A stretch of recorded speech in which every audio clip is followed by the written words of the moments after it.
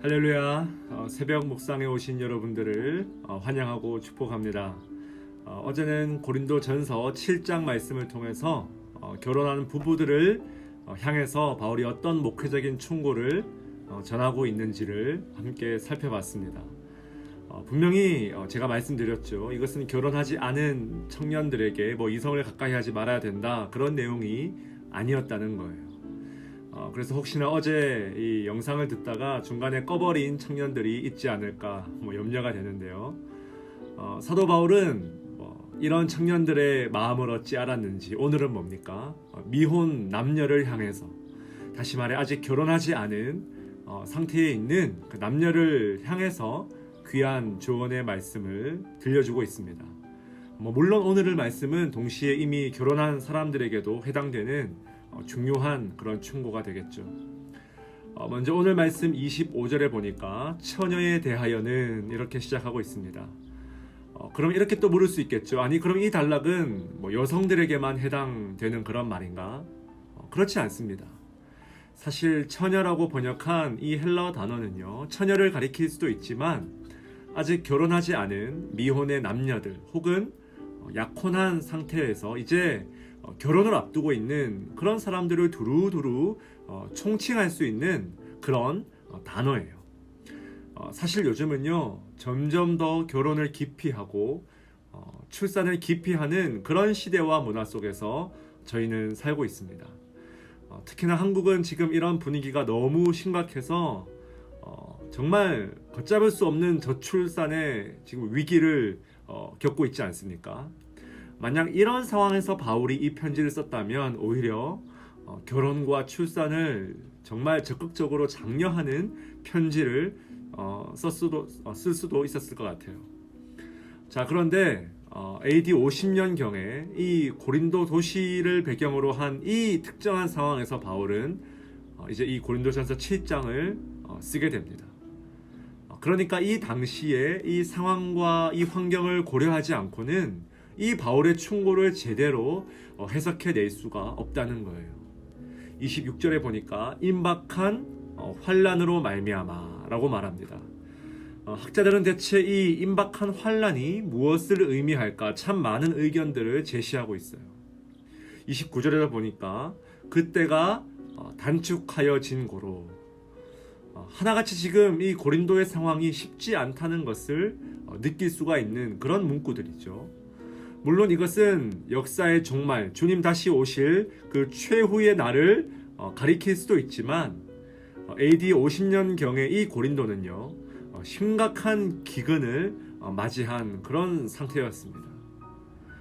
이 기근으로 인해서 사회가 엄청나게 지금 불안정한 그런 시대였다는 거예요.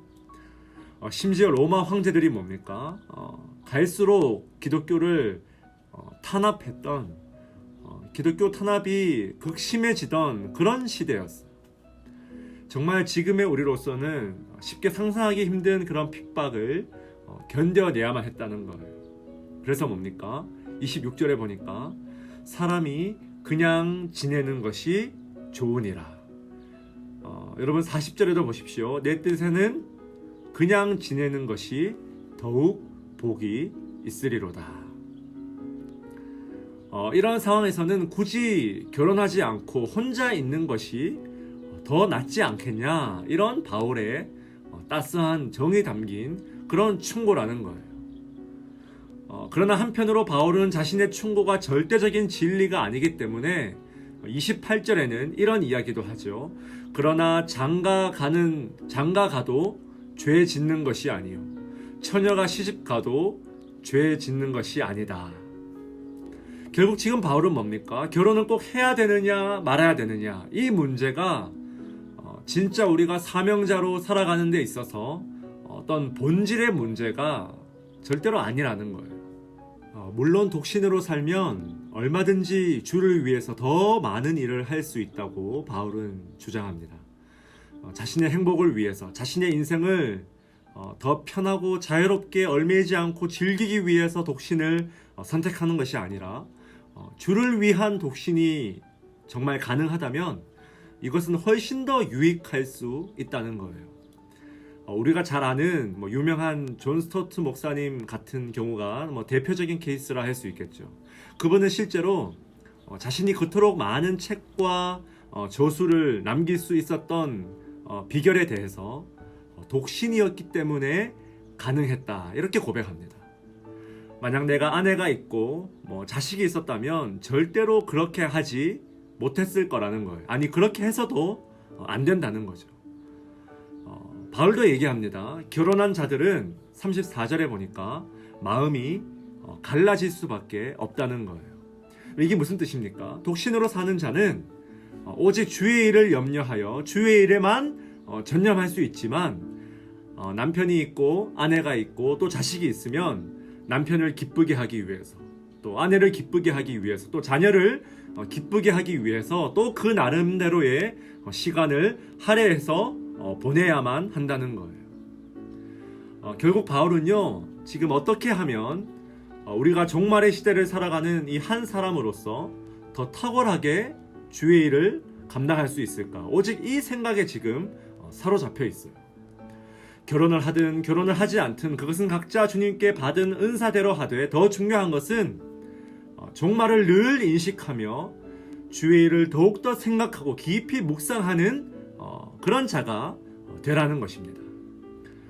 마지막으로 중요한 것은요, 결혼 그 자체가, 혹은 어떤 결혼이 주는 행복감, 더 나아가서 가정이나 자녀를 절대로 인생 최고의 가치로 여겨서는 안 된다는 거예요.